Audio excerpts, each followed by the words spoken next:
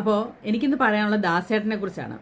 നമ്മുടെ പാട്ട് പാടുന്ന ദാസേട്ടനല്ല. കഴിഞ്ഞ ദിവസം കോന്നിയിൽ വന്നപ്പം നമ്മുടെ മുഖ്യമന്ത്രി അവഹേളിച്ച ഒരു ദാസേട്ടൻ, അദ്ദേഹത്തെക്കുറിച്ചാണ് എനിക്ക് പറയാനുള്ളത്. സത്യത്തിൽ മമ്മൂട്ടി വളരെ സഭ്യമായി, വളരെ താഴ്ന്ന ശബ്ദത്തിലാണ് അന്ന് വയനാട്ടിൽ വെച്ച് ആ നേതാവിനോട് സംസാരിച്ചത്. നിങ്ങളുടെ ആളാണെന്ന് വിചാരിക്കും, നിങ്ങൾ എപ്പോഴും ഇങ്ങനെ കൂടെ നടന്നാൽ അങ്ങോട്ട് മാറി നിൽക്ക്, അല്ലെങ്കിൽ എന്ന് അദ്ദേഹം പറഞ്ഞത് വളരെ താഴ്മയോടെ. അതായത് ക്യാമറ കണ്ണുകളൊക്കെ അത്രയും കഷ്ടപ്പെട്ട് നമ്മളൊക്കെ അത് 5 or 6 പ്രാവശ്യം കേട്ടാണ് നമുക്കത് അദ്ദേഹം എന്താണ് പറഞ്ഞതെന്ന് ക്ലിയർ ആയത്. അത്ര താഴ്ന്ന ശബ്ദത്തിലാണ്. പക്ഷേ എന്നിട്ടും ആ നേതാവിനോട് ഒരു ക്ഷമ ചോദിക്കാതെ മമ്മൂട്ടിയോട് ക്ഷമ ചോദിച്ച ആളാണ് നമ്മുടെ മുഖ്യമന്ത്രി, അല്ലേ? നേതാവിനോട് ക്ഷമ ചോദിച്ചു എനിക്ക് തോന്നുന്നില്ല. പക്ഷെ മുഖ്യമന്ത്രി നമ്മുടെ മമ്മൂട്ടി വിളിച്ച് അദ്ദേഹത്തിനോട് ക്ഷമ ചോദിച്ചു. ഞാൻ അങ്ങനെയൊന്നും ഉദ്ദേശിച്ചല്ല കേട്ടോ പറഞ്ഞത്. കാരണം എന്നും ഇടതിനോട് ചേർന്ന് നിൽക്കുന്ന ആൾ തന്നെയാണ് മമ്മൂട്ടി എന്ന് എല്ലാവർക്കും അറിയാവുന്ന ആൾക്കാരാണ്, അല്ലേ?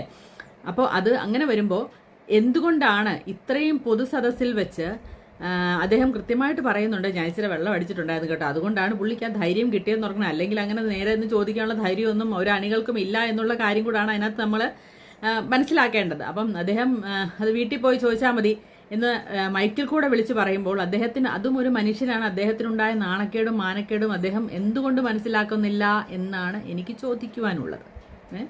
പക്ഷേ ചാനലുകാരൊക്കെ അദ്ദേഹത്തിൻ്റെ വീട്ടിൽ പോയപ്പോൾ ശരിക്കും പരിതാപകരമായ ഒരു കാഴ്ചയാണ്. നമ്മൾ അദ്ദേഹത്തിൻ്റെ വീടാണെങ്കിൽ, ഇനിയിപ്പോൾ അദ്ദേഹത്തിൻ്റെ വീടല്ല, അദ്ദേഹത്തിൻ്റെ അത് ചായപ്പാണ്, അല്ലെങ്കിൽ അദ്ദേഹത്തിൻ്റെ എരുത്തൂടാണ്, അത് അങ്ങനെയൊന്നും നമുക്കറിയില്ല. ഈ ചാനലുകാരൊക്കെ പറയുന്നത് അനുസരിച്ച് അദ്ദേഹത്തിൻ്റെ വീടാണ്.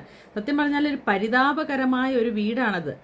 ഒന്നും തേച്ചിട്ടില്ല, ഒരു നേരെ ചൊവ്വ ജനലില്ല, കൊളുത്തില്ല, കുറച്ച് ഓലമടൽ വെച്ച് അത് മടച്ചു വെച്ചിരിക്കുന്നതൊക്കെ കാണുമ്പോൾ സത്യം പറഞ്ഞാൽ നമുക്ക് സങ്കടം തോന്നും കേട്ടോ. പുള്ളി 2 അടിക്കാൻ എടുക്കുന്ന ആ പൈസ ഒരാഴ്ചത്തെ എടുത്ത് മാറ്റി വെച്ചാൽ അതൊന്നും തേക്കാനൊക്കെയുള്ള കാശുണ്ടാകുമെന്നാണ് എനിക്ക് തോന്നുന്നത്. എന്തായാലും കൊള്ളാം, അദ്ദേഹം ഒന്ന് ഇച്ചിരി അടിച്ചതിൻ്റെ ഭാഗമായിട്ടാണ് ഇത്രയും നെഞ്ചുറപ്പോടുകൂടി എഴുന്നേറ്റ് എന്ന് ചോദിക്കാൻ പറ്റിയതും ഇളിഭ്യതയോടുകൂടി ഒരു ഉളുപ്പുമില്ലാതെ ഇപ്പം വന്ന് മെഴുകാൻ സാധിക്കുന്നതും. അദ്ദേഹം പറയുന്നത് ഞാനാണ് തെറ്റ് ചെയ്തത് എന്നാണ് പറയുന്നത് അദ്ദേഹം. അതായത് ഞാൻ ഒരിക്കലും ചോദിക്കാൻ പാടില്ലായിരുന്നു, ഒരിക്കലും ഞാനത് ചെയ്യാൻ പാടില്ലായിരുന്നു, അദ്ദേഹത്തിനോട് ചോദിക്കുക. അപ്പോൾ ചിലർ എന്നോട് ഒന്ന് പറയുന്നു അതിനാണ് പ്രസ് മീറ്റിംഗ് എന്നൊക്കെയാണ്. എന്നുവെച്ചാൽ പ്രസ് മീറ്റിങ്ങിനൊക്കെ ഇതുപോലെ സാധാരണക്കാരായ അണികളെ അവിടെ കൊണ്ട് ഇരുത്തുമോ ആരെങ്കിലും? പ്രസ് മീറ്റിങ്ങിൽ നിങ്ങളെപ്പോലുള്ള ഈ പറഞ്ഞ പോലെ വലിയ ആൾക്കാരെ, അല്ലെങ്കിൽ ഈ പറഞ്ഞ പോലെ ചാനലുകാരെയൊക്കെ അല്ലേ വിളിച്ചിട്ടല്ലേ പ്രസ് മീറ്റിംഗ് നടത്തുന്നത്? അവിടെ ഒരു സാധാരണക്കാരൻ ചെയ്യുന്ന ചോദ്യം ചോദിക്കാൻ പറ്റുമോ ഇല്ലയോ എന്ന് എനിക്കറിയില്ല കേട്ടോ. എനിക്കിപ്പം ഇങ്ങനെ ഞാൻ ചോദ്യം ചോദിച്ചു, അതിന് ഉത്തരം പുള്ളി പറഞ്ഞില്ല, എനിക്ക് ചോദിച്ചേ പറ്റുമെന്ന് ചെയ്യാം. പക്ഷേ പുള്ളി ചോദിച്ച ചോദ്യം കൂടെ ചോദിക്കാൻ ഞാൻ നന്നായി. കാരണം 20,000 കോടിയുടെ വികസനം കേരളത്തിൽ നടത്തിയ മുഖ്യമന്ത്രി കേന്ദ്രമൊന്നും തരുന്നില്ല, പിന്നെ എങ്ങനെയാണ് നമ്മൾ ഇനി അടുത്ത വികസനത്തിനുള്ള ഫണ്ട് കണ്ടെത്തുക എന്നുള്ള ചോദ്യം